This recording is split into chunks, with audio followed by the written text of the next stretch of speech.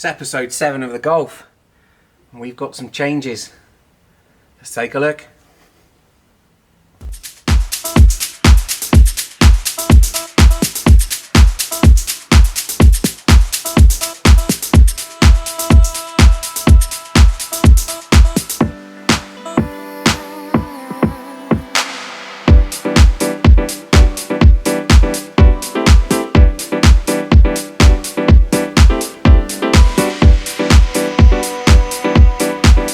Take the Porsche out, got to bring the MK7 in. I've just finished QDing this. I shouldn't have done it. It was lazy, but I needed a quick blast to make it a little bit shinier for the Wheel Specialist Fairham Open Day. If you don't know who they are, have a look. They do wicked refurbs. They do all of my cars, all of our clients' cars when something like that's needed.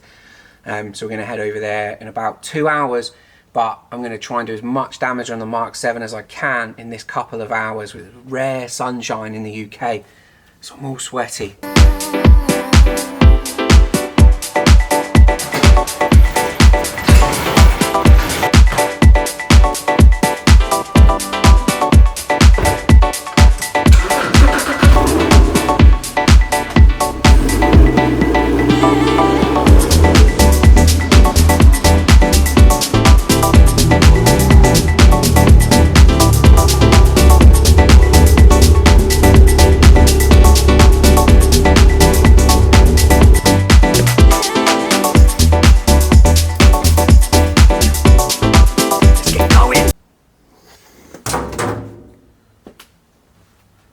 Right, so for reasons that will probably never be fully publicly available, we're taking JL out of this demo car and we're putting back in Alderson and Hertz, a manufacturer that fully supports the dealer network and that has shown us nothing but respect from the very beginning of our business in 2009. They were the first people to come through the door. We've been with them forever.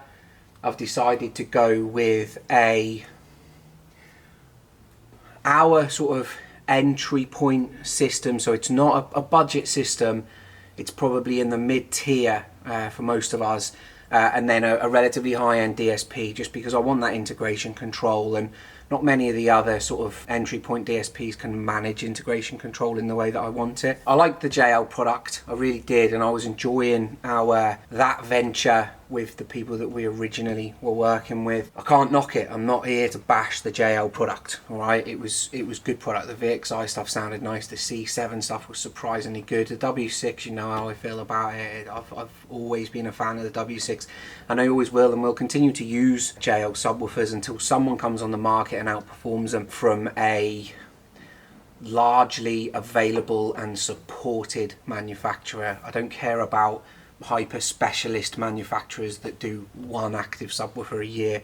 We can't use them products realistically in a professional manner. We need support for our clients, you know, and for ourselves. So one thing I need to touch up on from the previous episode, I think guy's name was Luke from CEN, pointed out that there was a simple way that I could switch between an optical source and the high level sort of OEM source on the VXI product. I was wrong in saying, I didn't say you can't do it, I just said it was difficult to do. I couldn't figure out a way to do it without jumping through multiple hoops. There was effectively a one button press. It was a setting on the DRC that I'm not too familiar with that product, so call it a learning curve. But once that was dialed in, thank you mate for pointing that out, it was seamless. So you could switch between one sound profile and another sound profile. What it doesn't do, I'm trying not to make this hyper boring, but what it doesn't do is carry on your sound configuration from setting 1 to setting 2. So you do have to set up a full sound suite for the optical input and a full sound suite for the analog input, but you would probably want to do that anyway. 2 different inputs, 2 different responses. You're going to want to set them up individually, so you can press between the 2. So in the previous episode, which I think was episode 5 or episode 6, I said that it was difficult to do. It wasn't difficult to do, so yeah, thank you. On to what we're going to fit. Okay, so you'll have seen all the other episodes. You know that we've got printed designs for the pillars and the tweeters and things like that. So it was on my mind to utilize them. And like I say, I wanted to keep to a particular budget. I didn't want to use the Alderson Voce speaker. We used it. We've used it forever.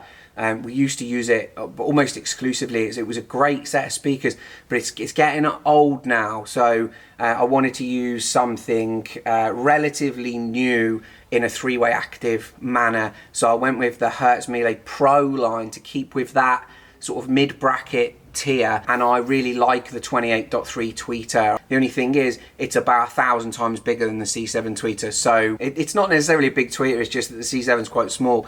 So we printed these bad boys, which look like trumpets for throttle bodies, which gives me even more ideas for the XR2 and stuff. They also look like binoculars. And this is just on their raft from the printer, but what they're designed to do is they will step down my C7 to my Melee Pro tweeter, and they should slot in. I've got to cut the back off of these. I made them 25mm. The OEM one isn't 25mm deep, but I wanted the control because the actual diameter of the tweeter is wider than the aperture in the Mark 7. You know, the little window in the corner there. I nearly lost it then. Yeah, so that's got to happen. The mid-ranges I've already put in, which I'll show you, they went straight in. It's almost as if they're both the same speaker. They just went straight in, bolt holes the same, everything. So they're in there already. I'll show you that. I've put the Melee Pro 163.3 variant of the mid bass in there, which is a 3-ohm mid bass. And then we have the reason for that 3-ohm mid bass. Bear with me. Here's your DSP. You've seen us use a bit on HD Virtuoso a number of times. But we have the brand new Audison SR6.600. I'll do an individual video on this just because it's just fresh out the box.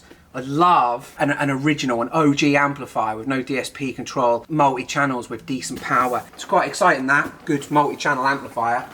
And then the SR1.500, which is going to run an MPBX 300 S2, a new Melee Pro subwoofer box. I did a video on the 10-inch version of that. This is the 12-inch version, so it should be able to get down a bit more, you know, a bit more fun.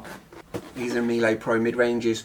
Like I say, straight fit, straight into the same slot as the C7 did, you know. It was a lovely mid-range, that C7. I'm looking forward to it. I haven't got much experience with the Melee Pro mid-range, if I'm honest. And this is the Melee Pro tweeter. I prefer the look of this far more than I do the Melee Legend. I wish the Melee Legend had a gentlemanly grille, but it doesn't. You know, it's a good job. It sounds as good as it does. If it looked like this, it'd probably be the only tweeter we did to a certain level. Right, let's have a look at the car, because what we did was we took all of the JL stuff. It's all out. It's all gone. All right, it'll be going into another car because, like I say, it's fantastic stuff. So what we're left with is our sort of spaghetti of wiring, which is the type of time no one gets invited over here because it's just a mess, and then we tidy it up, of course. There's no point in us keeping it tidy while it's all disconnected. And then I've got to reroute and everything for the dedicated DSP to the dedicated amplifiers, because if you remember this, the VXI amplifiers are all DSP amplifiers, so each one of them had an input and they were daisy chained and things like that. They had to be ran in a completely different manner to what we're used to, but they worked really well. So we've got to just reroute a few things, but today what I'm going to focus on is getting the tweeters fitted in their new pods, and then getting the door cards on. So absolutely riveting. I'm going to have to cut this down to the depth of the C7 tweeter hole anyway, and that'll open this. I'll open this up to going in the car. What I'm doing right now is I'm just cleaning off any little bit of crap so that I can use this as an adapter. And this, you'll probably see a little bit. You can probably see a little bit better now. But that's a perfect fit for this tweeter.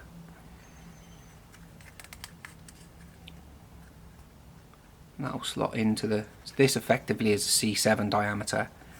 That is the MP28.3 diameter, and then we put these curves in it to just accept the rear profile of that, and then that'll go in. And this amount here, I'm hoping it may be slightly more. This amount is the amount that the tweeter will move forward over the C7 tweeter, which removes it from being on the same plane as the mid-range. So I'm gonna have to dial this tweeter back a little bit, try and get it back in time with the mid-range. I'm gonna calibrate you while you're while it's recording. We'll get these in. Go and have a look now.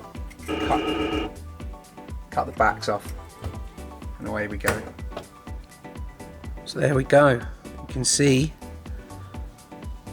that adapter has set that tweeter out further than the mid-range, but it is in there. You can see that it's just clear of the pillar at the top and just clear of the dash at the bottom. That's why it has to be that much further out, unfortunately, because the mid-range is because the tweeter's larger than the C7. The one over there is done too. Oh, I can't zoom you in any more than that. And yeah, they're in. So that's now the high frequency stuff done above the dash. I'm happy with that. Of course, you know, I'd rather not have to fit an adapter to fit the tweeter. I'd rather it was fixed as part of the mid-range tweeter, part of the pillar design. But I think that's perfectly livable. I think it's perfectly acceptable. Better than most tweeter locations, you know. Let's get the door cards on and then we've got to get out of it. Right. Door cards. Don't use a drill to do this, alright? Use a drill in door cards. Use a drill for that's fine. But when you think there's a piece of plastic between that and this screw head and the metal in the door, use an impact driver or a drill. Just gonna go straight through. Then it's not gonna do anything, alright? Interiors of cars require no impact tools whatsoever.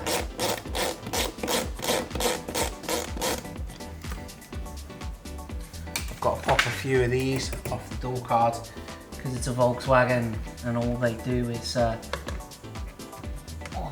retain their poppers in the doors. You just got to take them out. Use as wide a tool as you can and then just pop them out gently. If you're ragging at it and scratching the metal, you don't want to get involved in that. These pry open, the genuine VAG ones, they just pry back open and they're all right.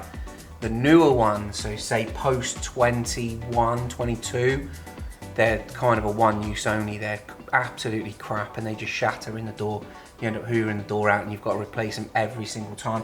The ID buzzer we just did needed about 20 new fittings. They were just I don't know why they designed them like that, because it is a serviceable part. It's something that you should be able to get access to. Maybe they're into it for the sale of clips, God knows. This little locker here, pretty sure that is a 10mm, might be 11, and it just locks the door card on at the bottom. Clip these back on the door card, and I'm pretty sure we're good to go. Right. Okay, so during the removal of this door card, if I can just, it's a tight area. It seems that there has been snapped off. It actually looks like it's been plastic welded previously, which is why it's probably been snapped off. Probably someone fitting windows or doing something to the door before we've had it, and they've just ripped that thing clean off. So I'm gonna have to re-plastic weld this now and build it back up so I can put a clip in there, because one place you can't not have a clip is directly below a speaker. Then I'm going to put some foam on the front of that baffle and then we'll press the door card on and away we go. Now, you are free to make a little bit of a mess of this. It's not the most important thing in the world. What is important is penetration. Calm down. You need to make sure you have a good mix between the two plastics, and that, if that means you have to chew away and make some holes and then rebuild them holes, then so be it. But once that plastic dries, once it cools back down, it will create one sort of molecular connection, and then it will be one piece again, one piece. But be really careful of the exhaust, because you can blow holes in things. Sometimes you have to do this in some quite cute areas, and yeah, it can be troublesome. Where's the crack? There's there, okay.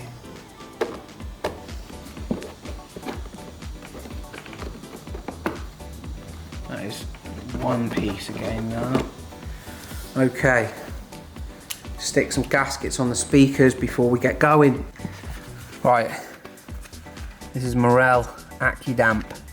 Compresses to nearly nothing at all, but what it does is it forms a bond between the back of the speaker and the door card if you're within, say, 20mm of the door card. So all of your energy, acoustic energy, should come through the grill, or should be forced through the grill. With an OEM grill, you might get a bit of turbulence. With a, you know, an aftermarket door build or grill or something where it's open to the front, you'll get none of that at all. That's why you'll often see we'll do like an OEM style door build where the face of the speaker is open, because then there's no turbulence between the grill and the driver, meaning all of the forward energy from that cone is getting inside the car. Let's cut this up and stick it on. This is the first time I've used this. Jamie's used it a couple of times. That's a good product. Pretty sure you just splodge it on there and cut it to suit, you know. Just keep it away from the roll edge of the speaker. You don't want to be affecting that bad boy.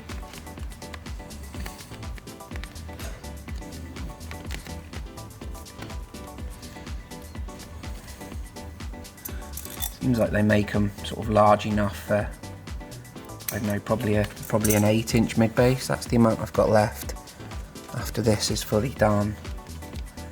I'm hoping I can form that back in. Stand that upright. And then the door card will squash that back, like so. Let's get the door card on. Right, I'm back.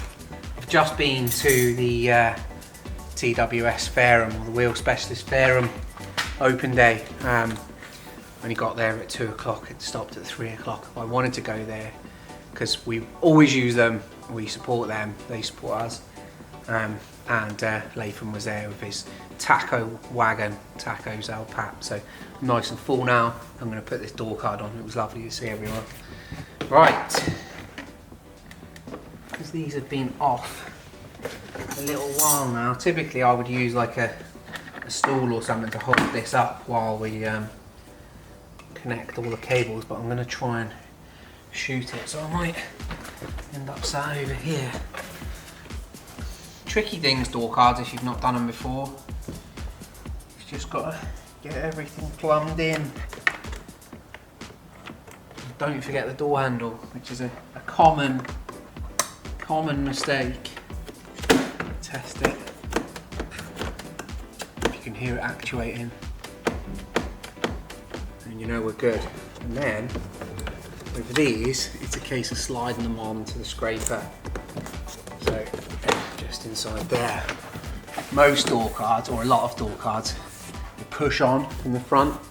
VW door cards, the majority of them, they hang from the scraper at the top, which is nice because it gives you a point where you can kind of hold it on, get your get your clips lined up. It only takes one of them to be just not so lined up, and then none of it will fit.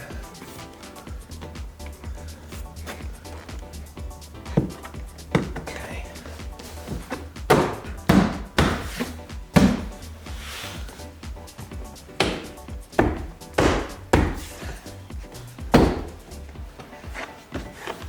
And that's that.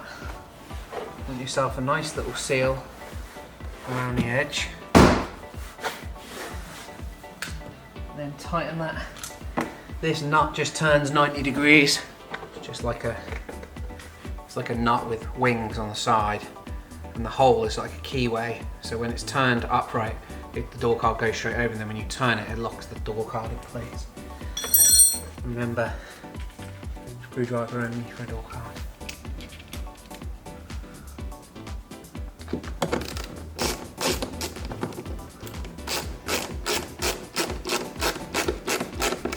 Pinch tight, and then like an 1/8 of a turn. Doesn't need to be ridiculously tight.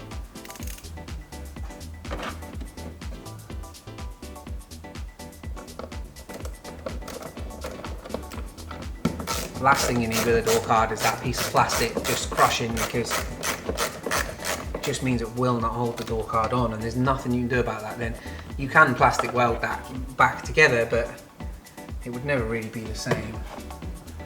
So that's that. You've got it's nice and solid on there. And you introduce that sort of friction from the sound deadening and the sponge for the speaker and things like that. Good way of doing things.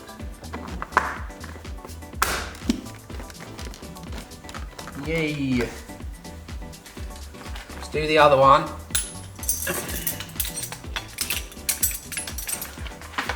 There we go.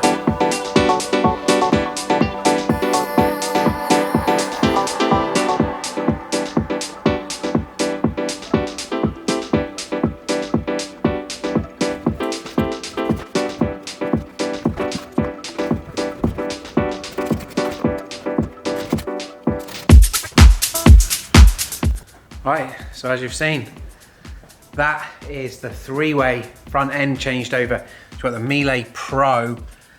It's an MP163.3 two-way component with the MP70.3 mid-range, with no passive crossovers, of course, because we're active from the amp. So that's them changed over. The mid-ranges are done in there just straight off the bat. Tweeters, you've seen the adaptations for that. The mid basses are in there in a baffle that we're not a huge fan of, but they work for now. Door cards are on, so the front end's changed over. That's probably took me about 3 hours end to end, 6 hours print time, which, you know, design was probably in about an hour as well. So not that long really for a full three-way front end that wasn't built in a modular fashion. It's no 6 minutes like the van, but it's done.